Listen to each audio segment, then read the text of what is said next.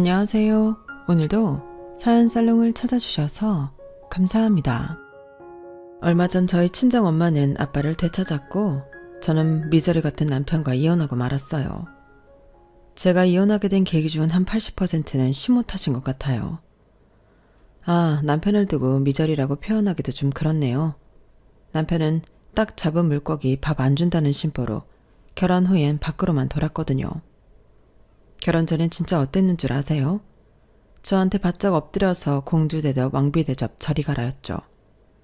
심지어 전남친이 있던 댁에서 남친과의 관계를 파탄내고 본인이 절 채갈 정도로 어마무시하게 적극적인 사람이었어요. 얼마나 극성을 부렸으면 전남친이 두 손 두 발 다 들고 절 떠나버렸겠어요. 저에 대해 거의 책 수준의 일기를 쓰고 손편지를 쓰며 친정 엄마한테도 얼마나 잘했는지 몰라요.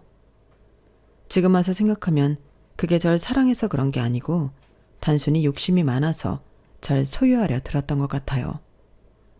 전 그게 사랑이라 착각했던 거고요. 제가 아까 제 이혼 사유의 대부분이 시모 때문이라고 했잖아요. 그 엄마의 그 아들이라고 시모는 극성맞게 절 괴롭혔어요. 일단 시모는 무속에 미친 사람이었는데 값비싼 혼수를 요구하며 이건 동쪽에서 사야 한다. 이건 서쪽에서 사야 한다. 생전 듣도 보도 못한 무리한 요구를 해대더군요. 우리 친정엄마는 시골에서 어렵게 자랐는데 다니던 중학교가 폐교되는 바람에 초졸에 불과해요. 그걸 갖고 사람 놀리듯이 말끝마다 니네 엄마 초졸이라 무식하다는 둥. 정말 이렇게 사연살롱 여러분께 일러바치면서도 열이 뻗치네요. 신혼집 인테리어 할 때도 완전히 무슨 부적 인테리어였다니까요. 저희 신혼집 곳곳에 시뻘건 부적을 덕지덕지 붙이더라니까요. 제가 떼어내면 와서 불같이 화를 내며 또 붙이고 또 붙이고 진짜 극성이었죠. 그런데 웃긴 건 뭔 줄 아세요? 그렇게 시모가 맹신하며 돈을 몇 억을 갖다 바친 무당이 글쎄 사기꾼이었던 거 있죠. 정말 기도 안 찬다니까요. 현재 그 무당은 사기죄로 깜빵에 있는 걸로 알고 있어요. 근데 무속에 한번 미친 사람은 절대 구제할 수가 없는 것 같아요. 시모는 그 사실을 알면서도 다른 용한 무당을 수소문하더군요. 신내림 받은 지 얼마 안 돼서 신발이 창창한 젊은 무당을 찾는다나 뭐라나 진짜 못 말린다니까요. 전 엄마와 단둘이 정말 어렵고 힘들게 자랐는데 그 와중에도 공부를 열심히 해서 교대에 합격했고 현재 초등학교 교사예요. 외모도 잘 가꾼 편이라 결혼 전에는 잡지 사진 촬영도 몇 번 했더랬죠. 엄마는 그런 저를 자랑스러워하면서도 이혼녀가 돼버린 딸내미를 안쓰럽게 바라보시죠. 그래서 아직 젊은 나이이니 다시 재혼하라면서 벌써 손자리를 줄줄이 알아봐 주셨더라고요. 그런데 현재는 결혼이고 뭐고 일단 남자한테 질려버렸어요. 또다시 재혼했는데 그 나물에 그 법이면 어떡하나요? 그놈이 그놈이란 말도 있잖아요. 처음에만 간쓸게 다 빼줄 것처럼 잘해주다가 알고 보니 전 남편과 비슷한 사람이면 눈앞이 깜깜할 것 같네요. 혹시 행복한 결혼 생활을 아주 길게 유지하고 계신 인생 선배님들 계시나요? 그렇다면 저한테 댓글로 조언 좀 해주세요. 세상엔 나쁜 남자, 이상한 시모만 있는 게 아니라고 말이죠. 너도 평범하고 착한 남자 결혼해서 행복하게 잘 살 수 있다고 말이죠. 그런 글을 많이 보면 그래도 용기를 좀 내볼 수도 있을 것 같아요. 저한테는 삶 자체가 산 넘어 산이었어요.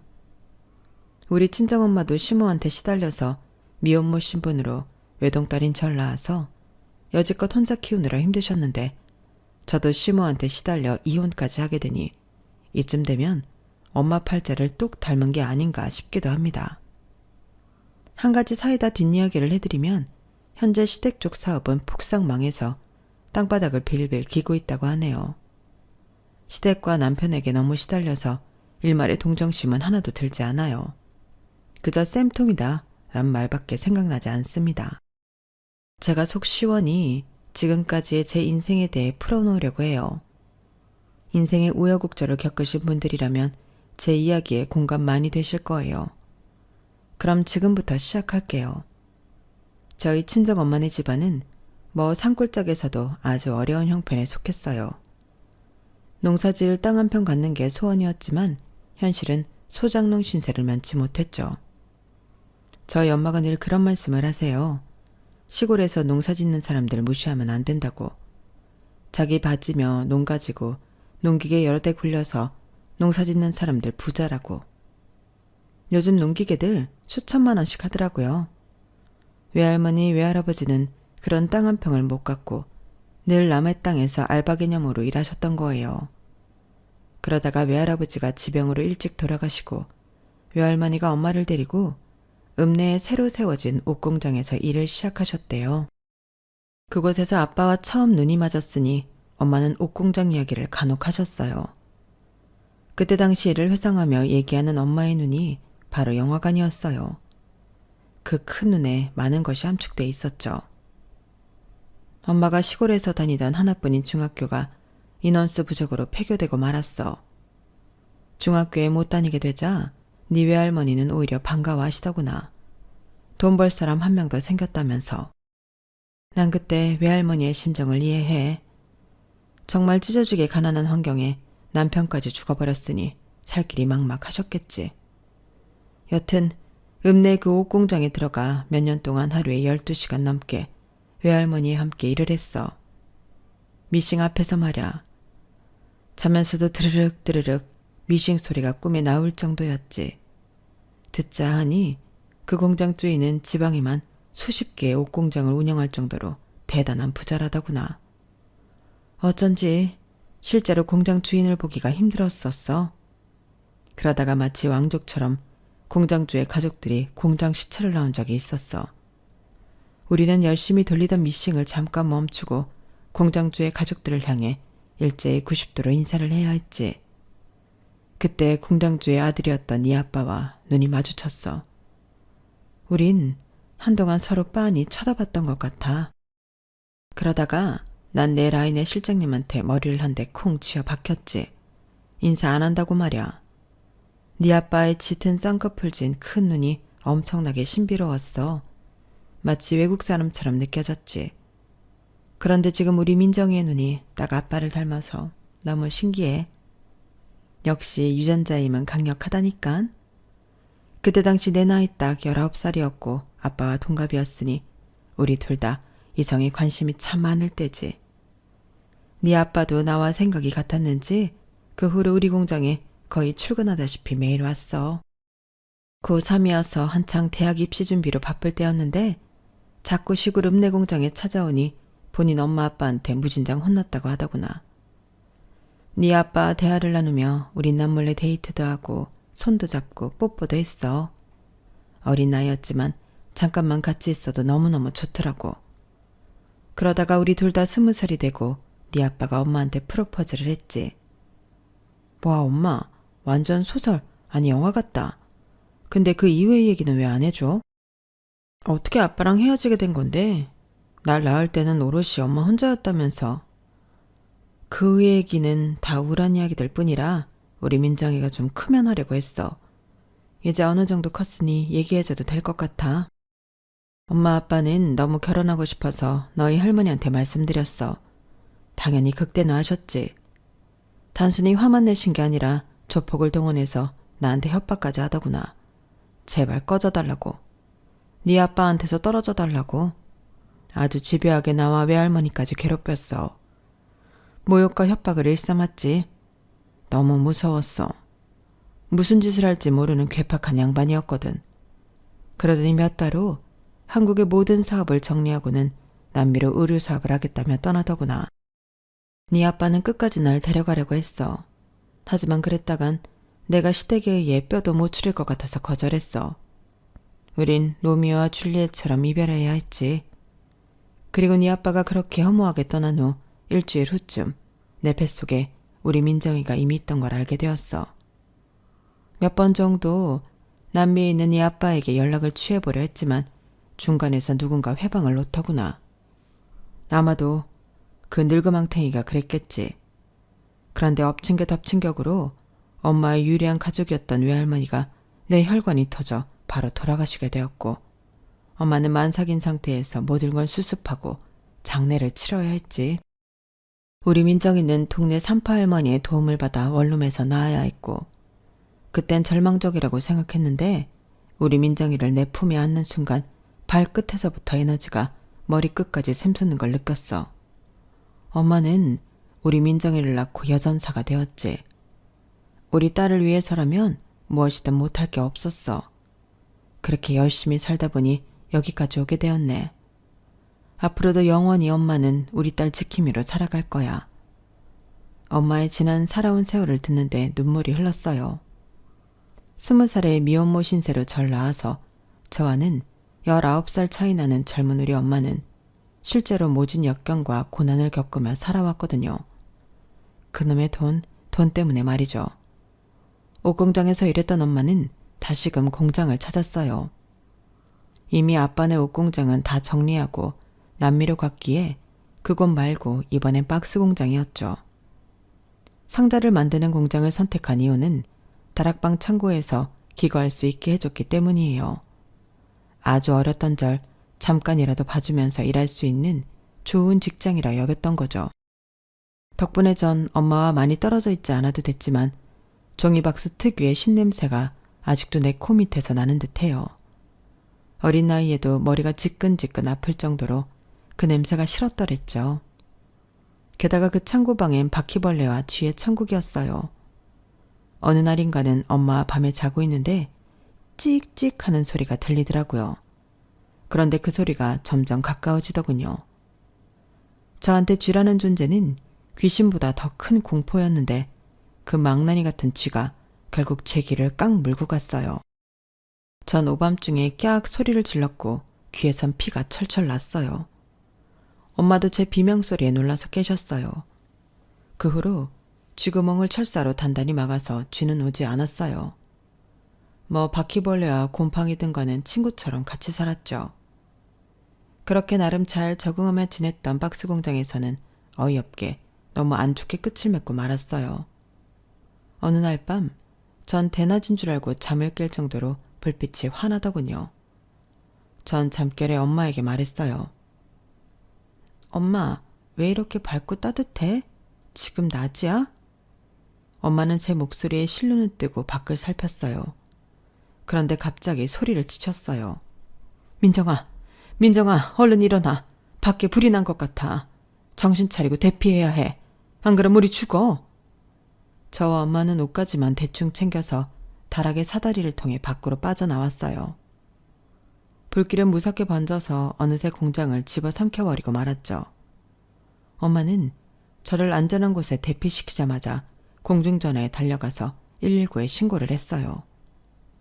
하지만 구급차가 도착했을 때는 이미 공장엔 대부분, 박스의 대부분이 싹 다 불타버렸죠.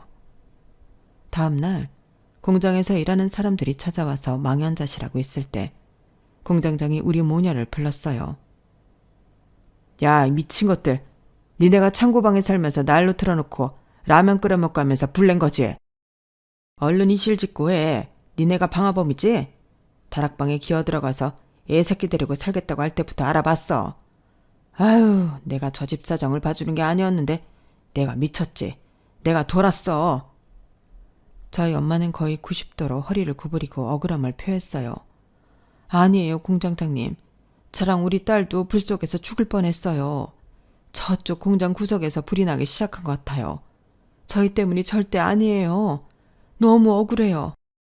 엄마의 읍소에도 불구하고 경찰까지 불러서 우리 엄마는 일단 잡혀가야 했어요. 도주에 우려가 있다나 뭐래나. 경찰이 조사해 본 결과 몇 대였던 CCTV를 통해 진범이 밝혀졌어요.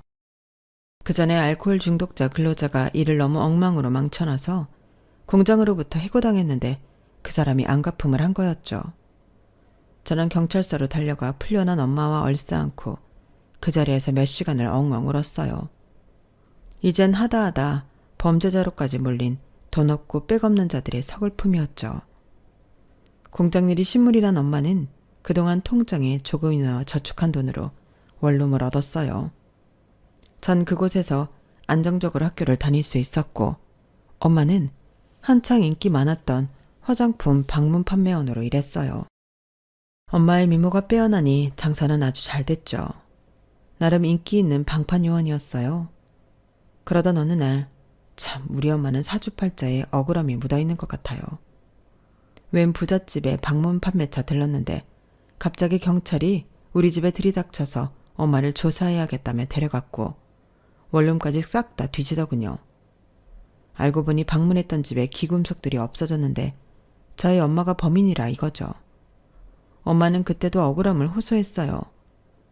경찰관님들, 저 딸님이랑 단둘이 전직하게 살아왔습니다. 남의 돈 10원 한 장 거저받은 적 없고 훔친 적도 없습니다. 믿어주세요.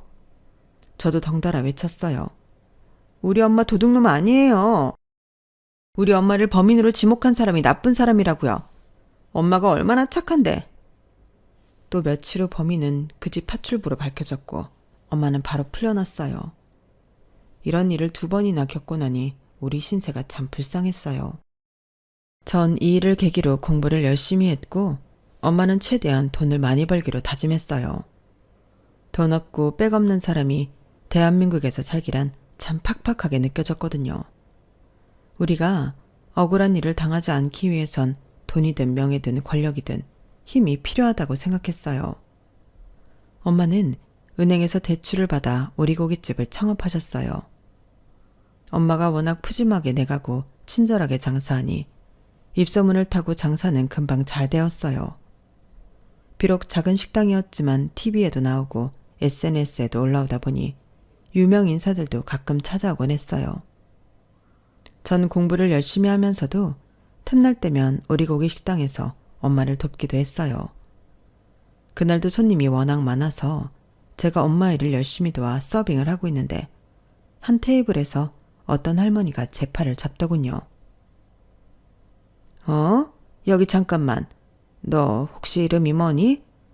저요? 황민정이요. 왜요, 손님? 무슨 일 있으신가요? 그 할머니는 제 이름을 듣더니 무언가 강한 의심을 품으며 제 엄마 이름도 묻더군요. 바로 대답했죠. 저희 엄마 성함은 정윤자이신데 왜 그러시죠? 저희 엄마가 여기 사장님인데 불러드릴까요? 잠시만요. 엄마, 잠깐만 이리 와보세요. 식당 주인이지만 서빙과 조리실과 카운터를 정신없이 오고 가던 엄마는 제가 급하게 부르니 달려오셨어요. 그리고는 그 할머니 얼굴을 보더니 사색이 되더군요. 아니, 여긴 어쩐 일이세요? 우리 민정이에게 뭐라고 하신 거예요? 그 할머니 또한 사색이 되어 우리 엄마한테 막 따져 물었어요. 너, 이 아이 뭐야? 우리 아들하고 똑같이 생겼잖아. 얘 혹시 우리 아들 석정이 딸이니? 눈이 완전히 똑같잖아. 이거 어떻게 된 거야? 우리 석정이도 이 사실을 알고 있는 거야? 엄마는 거의 울부짖으며 말했어요. 아니요. 석정 씨한테 말 안 하고 낳은 아이예요. 남미로 떠났을 때 몇 번이고 연락해봤는데 중간에 누가 회방을 넣은 건지 연락이 안 되더군요. 당신이 우리 사이를 갈라놓은 거겠죠. 어쨌든 나 혼자 나와서 지금까지 잘 키운 내 딸이니 신경 꺼요. 당장 나가라고요. 그 할머니는 그 자리에서 일어나 기분 나쁘다는 듯이 일행들과 나가버리더군요. 그제서야 그 할머니가 내 친할머니라는 사실을 알게 되었죠. 하지만 내 엄마한테 저렇게 윽박지르는 할매가 참 싫었어요. 내 피가 섞여있는 친할머니라도 말이죠. 엄마, 괜히 기분 나빠하지 말아요. 내가 엄마 옆에 있잖아요. 엄마는 식당 다른 손님들이 볼까봐 부엌 뒤로 가서 한참을 오셨어요. 그런데 그 할머니가 바로 또 식당으로 무언가를 들고 왔어요. 흰 봉투에서 매우 잔뜩 들어있는 현금을 반쯤 꺼내더니 상위에 탁 던지면서 말했어요. 이 돈 줄 테니 너 우리 석정이한테 딸 낳은 거 절대 말하면 안 된다. 알았냐? 우리 잠깐 한국에 들어온 거고 남미로 다시 돌아갈 거야. 너 옛날부터 돈 좋아했잖아. 옛다. 이거 먹고 절대 비밀 누설하지 말아라. 우리 아들 앞길 막지 말란 말이야. 알아 처먹었냐? 그제서야 엄마는 손님들이 보든지 말든지 그 할머니 얼굴에 대고 돈을 던져버렸어요. 이 노망난 할망구야. 이 미친 할매. 당신이 사람이면 당신 피 섞인 손녀딸 손 한 번이라도 잡아줘야 정상하냐? 뭐? 내가 돈을 좋아해? 돈에 환장한 건 당신들이지. 인간 같지도 않은 할망구 같으니라고. 이 더러운 돈 갖고 당장 꺼져버려. 당신 아들 앞길 안 막을 테니. 나 혼자 우리 딸 키우며 잘 먹고 잘 살고 있다고. 그 할머니는 수행비서인지 젊은 사람을 시켜서 두 돈을 다 줍게 하고는 고급 승용차를 타고 갔어요. 엄마는 화가 안 풀렸는지 그 자동차에다 대고 굵은 소금을 마구 뿌렸죠. 그리고는 서러운 마음에 저와 함께 부엌 뒤로 들어가 얼싸안고 엉엉 울었어요. 엄마, 나 얼굴도 모르는 아빠 필요 없어. 엄마만 있으면 돼. 우리 엄마는 내가 지켜줄 거야. 내가 꼭 행복하게 해줄 거야. 학생 신분으로 엄마를 행복하게 해주기 위한 방법은 공부 열심히 해서 우수한 성적표 보여드리는 것뿐이었어요. 제가 할 수 있는 나름의 최선을 다해 교대에 합격했어요. 요즘에는 교대 합격선이 조금 내려갔다고 하는데 저희 때만 해도 교대가 한창 인기 많았을 때라 꽤 높았거든요. 게다가 여자로서 안정적인 직업이라며 엄마가 엄청 좋아하셨죠. 대학생이 되어 조금이나마 얼굴에 분칠이라도 하고 다니니 가끔 남자들로부터 대시를 받기도 했어요. 얼굴도 모르는 아빠지만 아빠의 쌍꺼풀 있고 큰 눈을 닮은 제가 눈화장을 하고 다니니 화려하게 생겼다고 하더라고요. 아가씨이니 또각구두에 스커트도 입어보고 대학로에 나갔다가 잡지 모델 제의나 연예인 제의를 받기도 했어요. 제 키가 168cm라 좀 큰 편이었거든요. 잠시 혹하긴 했어요. 그런데 실제로 잡지 사진 촬영을 몇 번 해보고는 그 꿈을 완전히 접고 말았네요. 삶을 전투적으로 살아온 제가 무뚝뚝한 표정으로 카메라 앞에 서려니 참으로 어색하더라고요. 목석이 따로 없었죠. 송충이는 솔잎을 먹으랬다고 그냥 교대나 졸업하고 선생님의 꿈을 이루자며 다짐했죠. 미팅도 몇 번 했는데 착실한 의대생이 나와서 서로 눈이 맞아 첫 남자친구로 사귀게 되었어요. 의대생이라 공부하기 바빠 얼마 데이트도 하지 못했지만 처음 연애하는 거라 설레더군요. 대학을 다니면서 또 연애를 하면서도 엄마의 오리고기 식당 일을 도왔어요. 아무리 일하는 아줌마들을 쓴다 해도 엄마에게 힘이 되어주고 싶었거든요. 그날도 어김없이 엄마의 식당 일을 돕다가 어떤 젊은 남자 손님이 주문을 받는 제 손목을 덜컥 잡더라고요. 어머, 왜 이러세요? 하면서 저는 손을 뿌리쳤어요. 그 남자도 놀래서 연신 죄송하다며 사과했어요.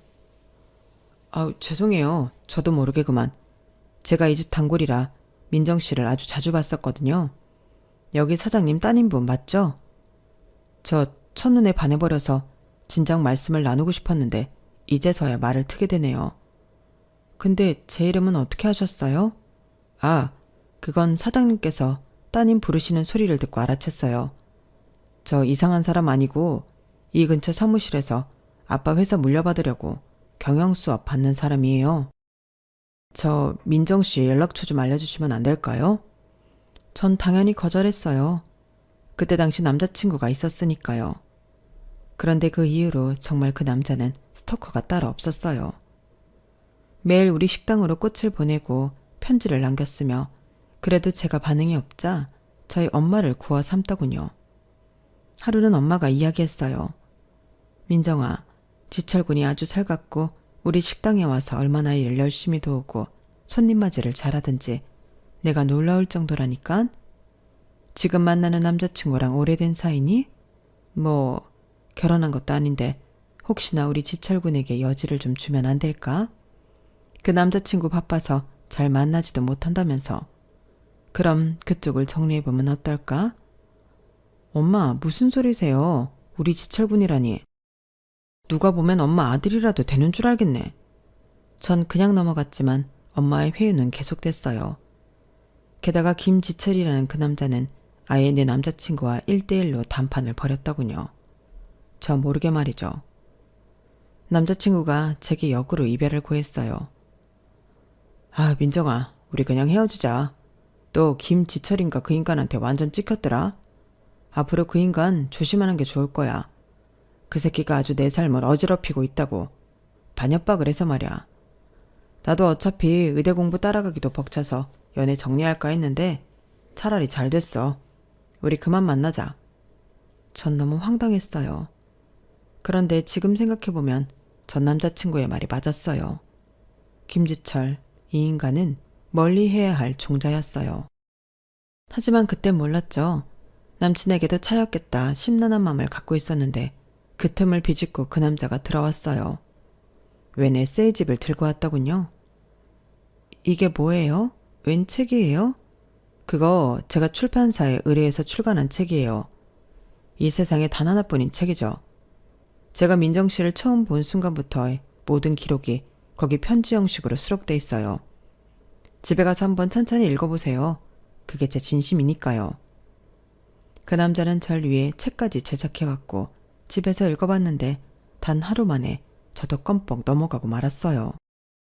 그게 어떻게 가능하냐고 반문하는 분들께 그 책이라도 한번 보여드리고 싶네요.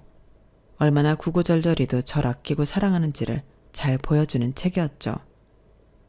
전 그 남자의 마음을 받아주기로 결심했고 사귀기 시작하자 엄마도 너무 좋아하셨어요. 이미 사윗감으로 점 찍어 놓으셨더군요.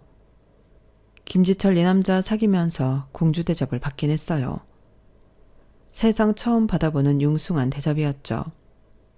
좋은 차로 좋은 곳에 데려가고 많은 것들을 경험하게 해줬어요. 그동안 엄마와 단둘이 입에 풀칠하며 사느라 바빠서 쳐다보지 못했던 다른 황홀한 세상이 있더군요. 가끔은 남친이 우리 엄마까지 고급스러운 곳에 모시고 가서 누리게 해주니 좋았어요. 남친에게 고마운 마음까지 들었죠. 그 와중에 저는 교대를 졸업하고 정식 초등학교 교사가 되었고 남친은 30대가 되었어요. 자연스레 결혼 이야기를 꺼내더군요. 그런데 넘어야 할 관문이 하나 있었어요. 바로 그의 부모님이었죠. 남친 말로는 자기 부모님 걱정 말라고 했으나 제가 걱정되었어요. 절 자기 부모님께 소개시켜주는 단계 없이 바로 상견례로 넘어가더군요. 뭔가 좀 이상했죠. 제 직감은 딱 맞았어요. 남친의 부모님, 특히 엄마가 아주 지랄맞은 사람이더군요. 상견례 자리에서 우리 친정엄마 면전에 대고 온갖 모욕을 퍼부었어요. 우리 엄마한테 아줌마라는 호칭을 쓰더군요. 아니 아줌마, 양심이 있으면 태계딸을 우리 집 며느리감으로 애초에 생각지도 말았어야지. 어딜 들이밀어요. 우리 남편 집안이 대대로 기업 운영하는 부잣집인 거 다 알고 있죠. 그거 알고 지금 무혈입성 하려는 거 아니야? 그렇게 돈이 좋아요? 아줌마 초졸이라며. 중학교도 제대로 못 나왔다며. 그럼 무식한 아줌마 밑에서 큰딸내미가 제대로 교육이나 받았겠어요? 교대 나오면 다야? 지가 선생님은 다냐고. 대체 월급 얼마나 받는데? 한 200이라도 되나? 참내 어이가 없어서. 어이없는 건 저희 쪽이었어요. 아무리 우리 집안과 우리 친정엄마를 무시해도 정도가 있지. 완전히 도를 넘은 미친 아줌마라고 생각들더군요. 어머님, 아줌마라뇨. 저희 엄마가 무슨 파출부 아줌마예요? 호칭이나 제대로 쓰고 말하세요. 예의를 못 배운 건 어머님 같은데요. 이 결혼, 지철씨가 하도 결혼 이야기를 많이 하고 밀어붙여서 하려는 거예요. 돈이 좋다뇨. 우리가 무슨 거지로 보여요? 저희 엄마 오리고기 식당도 잘 돼서 차곡차곡 돈도 잘 모으고 있어요. 아우 됐네요. 저희 결혼 안 합니다. 전 화가 나서 엄마와 함께 자리를 떠버렸어요. 남친이 극구 말렸지만 뿌리치고 나와버렸어요. 사업한다는 시부는 거만하게 앉아서 에헴 하고 헛기침만 하고 있더군요. 그쪽 가족들이 다 꼴보기 싫었어요. 남친을 비롯해서 말이죠. 남친과 헤어지는 건 당연한 거였어요. 그렇게까지 모욕을 들으면서 반드시 해야 할 결혼은 아니었죠. 남친에게 이별을 고했지만 남친이 절 진정으로 사랑했기에 그랬는지 아님 단순히 저에게 차인 게 자존심이 상했던 건지 그날부로 단식투쟁에 돌입했어요. 날마다 엄마 식당으로 찾아와서 무릎 꿇고 용서를 빌고 친정엄마에게 매달려 울고불고 했다더군요. 저희 학교까지 찾아오질 않나 일부러 사무실로 꽃다발과 선물 등등을 보내질 않나 온갖 수단과 방법을 가리지 않았어요. 제 마음을 돌려놓기 위해서 말이죠. 심지어 학교 교직원 전체를 위해서 선물을 돌리더군요. 미치고 환장할 노릇이었죠. 주변에선 왜 돈 많고 잘생긴 왕장님 같은 남친을 거부하냐며 난리였어요. 제 속도 모르고 얼른 결혼하라면서 재촉을 하더군요. 그렇게 모욕을 당했던 엄마마저도 절 회유하기 시작했어요. 그렇게 몇 달을 설득당하니 마음이 조금씩 풀리고 있었는데 결정적으로 남친의 엄마가 우리 식당으로 찾아와서 부탁을 했어요. 아우 사돈, 내 저번 일은 미안하게 됐어요. 그런데 우리 아들 좀 살려줘요. 단식 투쟁을 지금 얼마나 길게 하고 있던지 몸이 반쪽이 돼버렸어요. 이러다 내 아들 죽겠어. 민정아, 내 결혼 허락하마. 얼른 결혼식 준비해라. 그렇게 얼렁뚱땅 모든 게 다 넘어가서 정신을 차리고 보니 결혼식장 계약하고 있었어요. 그런데 한 가지 몰랐던 사실은 예비 시모는 무속에 미쳐있는 사람이었어요. 혼수를 준비하는데 뭐는 동쪽에서 사고 또 어떤 품목은 서쪽에서 사야 한다더군요. 평생 그런 말은 처음 들어봤죠. 또 조그만 신혼집을 구해서 집을 화이트 톤으로 좀 꾸미려 하는데 갑자기 와서는 시뻘건 부적을 여기저기에 덕지덕지 붙이더군요. 무슨 압류딱지도 아니고 황당했어요. 아니 어머님, 이게 다 뭐예요? 다 너희 부부 잘 먹고 잘 살게 해주려고 그런다. 우리 무당 선생님께서 이렇게 해놓지 않으면 악기가 집안 곳곳에 척척 들러붙어서 니네 엄청나게 괴롭힌대. 전말 안 통하는 시모가 시댁으로 돌아가자마자 다 떼버렸어요. 그런데 정작 저희 부부를 괴롭혔던 건 바로 시모 본인이었어요. 무당 선생인지 돌팔이인지 말만 듣고 와서는 갑자기 우리 부부가 자는 안방 앞에 난방 텐트를 치더군요. 그때가 아주 추운 겨울이었거든요. 왜 저희 방문 앞 거실에 난방 텐트를 치고 이불을 준비하시는 거예요? 어머님 댁에 안 가세요? 야, 니네 부부 한 6개월은 아이 가지면 안 된다더라. 지금부터 밤에 부부관계 금지다. 아무리 신혼이고 뭐고 다 필요 없다. 지금 아기 가지면 영아 돌연사 한다더라. 진짜 어이가 없었어요. 아니 어머님, 그럼 지금 우리 부부가 밤에 뭐 하는지 감시하려고 이렇게 저희 방 앞에 텐트 치고 감시하려는 거예요? 정말 이게 다 무슨 짓이에요 어머님? 참는데도 한계가 있죠. 저희 지금 결혼한 지 얼마 되지도 않았는데 벌써 몇 번째 만행이신지 모르겠네요. 왜 이렇게 아들 부부를 못 살게 구시는 거예요? 당장 댁에 돌아가세요. 정말 이런 일들이 몇 번이나 일어났는지 모르겠어요. 아주 죽을 맛이었죠. 남편까지 나서서 시무를 말렸어요. 그런데 알고 보니 시부의 사업이 결혼 전부터도 심하게 흔들리고 있었고 급격하게 추락하고 있더군요. 시부는 사업 살려보겠다며 허둥지둥댔고 남편은 그저 스트레스 받는다며 밖으로만 돌았어요. 룸사롱이며 유흥업소를 전전한다더군요. 남편이 하도 집에 안 들어오고 제게 냉랭하게 대하길래 남편의 비서 중 한 사람을 제 편으로 만들어서 뒤를 캤죠. 제가 왜 그렇게까지 했냐면 딸을 임신한 후였거든요. 심지어 첫 임신까지 한 와이프를 남편은 냉대했어요. 결혼 전에 제 마음을 얻으려 할 땐 하늘의 별이라도 따다 줄 기세였는데 잡은 물고기는 밥 안 준다고 완전히 딴판이었어요. 저도 참 바보 같지만 너무 힘들어서 엄마에게 이혼해버리고 싶다고 울며 고백했어요. 그랬더니 엄마는 이렇게 말씀하셨죠. 민정아, 엄마가 널 낳고 혼자 키우며 얼마나 힘들었는지 몰라. 최대한 조금만 참아보면 안 될까? 엄마가 옆에서 도와줄게. 저도 딸까지 임신한 마당에 쉽게 이혼할 순 없었어요. 엄마와 저는 기분 풀기 위해 맛있는 칼국수라도 먹자며 명동으로 향했어요. 그런데 백화점 앞을 지나는데 진짜 좋은 차에서 어떤 중년 남성이 내렸어요. VIP 고객이었는지 백화점 관계자로 보이는 사람들까지 나와서 90도로 인사하더군요. 무심코 지나가려는데 엄마와 그 중년 남성이 서로 쳐다보고는 얼어버렸어요. 엄마는 그 자리에서 외쳤어요. 석정씨, 황석정씨 맞죠? 윤자야, 내 윤자, 우리 윤자 맞지? 우리 윤자라니? 대체 누가 우리 엄마를 저렇게 부르는지 신기했어요. 알고 보니 절 낳아준 내 친아빠였죠. 아빠는 저의 존재에 대해 알고는 털썩 주저앉았어요. 내가 자식이 있다니 믿어지지 않아. 왜 말 안 했어, 윤자야? 내가 몇 번이나 연락처를 보냈는데 왜 편지 한 통 안 넣었어? 엄마, 아빠 그리고 저는 카페로 들어가 많은 이야기를 나누었어요. 아빠는 제 손을 잡고 절 안아보기도 하셨어요. 얼굴도 모르는 아빠에 대해 아무 감정 없다고 생각했는데 왜 저까지 그렇게 눈물이 많이 났는지 모르겠어요. 아마 혈육의 정이었던 것 같아요. 이름이 민정이라고? 이렇게 예쁜 딸이 있을 줄은 꿈에도 몰랐구나. 아빠는 모든 가족을 다 병으로 떠나보내고 혼자 돈이나 펑펑 쓰며 살고 있었어. 아주 우울하게 말이야. 그런데 이제 내 인생에 의미가 생겼어. 우리 윤자랑 민정이 하늘에 감사해야겠구나. 아빠는 남미로 건너가 가족의 등살에 못 이겨 가족 사업에 도움을 줄 수 있는 현직 거물의 딸과 결혼했으나 그 여자의 바람으로 바로 이혼해버리고 그 후로 혼자 살았다고 해요.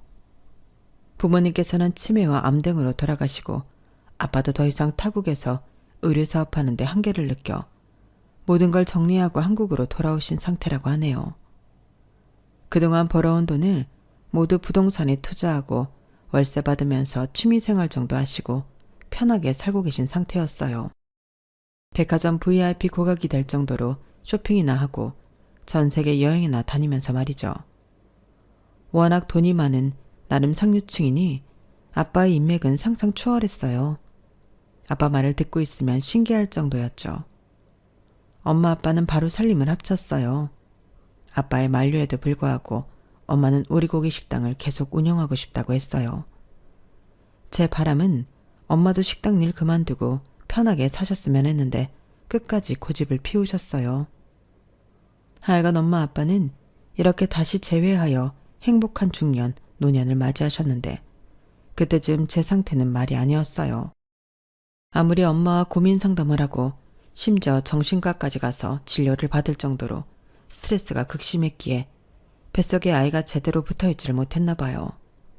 갑자기 하혈을 하고 유산기가 강하게 비쳤어요. 무서워서 남편에게 전화를 했어요. 남편은 시댁에 가 있더군요. 자기야, 나 하혈을 너무 많이 해. 우리 아기 어떻게 되는 거 아니야? 너무 무서워. 당장 빨리 집에 와줘. 남편은 심드렁하게 대답했어요. 지금 우리 회사 사정이 어떻게 돌아가는지 몰라? 당장 망하게 생겼는데 그까짓 임신이 문제야? 애 떨어지면 임신이야 나중에 또 하면 되지. 우리 회사 망하면 당신이 다시 일으킬 수 있어? 남편의 대답보다 더 충격적인 시모의 목소리가 전화기 너머로 들려왔어요. 야, 어차피 고추 안 달린 딸이면 필요도 없는 존재니 떨어지든 말든 상관도 마라. 네 남편 지금 바쁘니까 알아서 처리해. 전 전화를 끊고 쓰러지고 말았어요. 악마 같은 시댁 식구들에게 치가 떨렸죠. 유산은 점점 진행되고 119를 타고 응급실에 갔지만 되돌릴 수 없었어요. 뱃속에 있던 우리 딸아이는 하늘나라로 가버렸죠. 그들에게 분노가 치밀어 올랐어요. 전 마음속으로 남편과의 관계를 정리해버렸어요. 이혼을 마음에 품고 있었죠. 그런 와중에 시모는 엄마가 운영하는 오리고기집에서 회사 직원들과 회식한다며 50명분을 예약하더군요. 우리 친정엄마와 아빠는 제 속도 모르고 정말 진수성찬으로 살았어요. 사돈네 돕고 싶다고 말이죠. 그런데 끝까지 시모는 황당한 일만 벌이다 끝났어요. 예약 당일날 10분 전 전화로 예약 취소를 하더군요. 이렇게 비아냥대면서 말이죠. 거기 맛없다고 소문났어요. 회사 직원들이 다른 데로 가자네요. 암튼 그렇게 됐네요. 오늘 거기 안 갑니다. 죄송하다는 말 한마디 안 하고 일방적으로 전화를 끄더군요. 친정엄마는 화가 나서 문자와 함께 사진 한 장을 전송했어요. 사돈, 후회하게 되실 거예요. 사실 워낙 발이 넓은 아빠는 우리 시댁 쪽 사업을 돕고 싶다며 우리 시댁이 하는 사업에 도움이 될 만한 저명 인사들을 모두 불렀거든요. 시부와 만나게 해주고 싶다면서 말이죠. 시부의 사업을 어떻게든 다시 살려보려는 선한 의도에서 마련한 자리였는데 시모가 걷어차버렸죠. 그분들은 식사 한 끼 가볍게 하시고 모두 돌아가셨어요. 아빠가 어렵게 발걸음 해주신 그분들께 죄송하다며 다음에 거하게 한 턱 내겠다고 사과를 했더랬죠. 누가 봐도 알만한 유명한 분들도 많이 포함돼 있었어요. 그분들 사진을 보시고는 시모도 알아차렸는지 뒤늦게 마구 뛰어왔더군요. 사돈, 이게 어떻게 된 일인가요? 이분들 유명한 분들이잖아요. 우리 사업적 관련된 분들인데 다 오리고기집에 있었단 말이에요?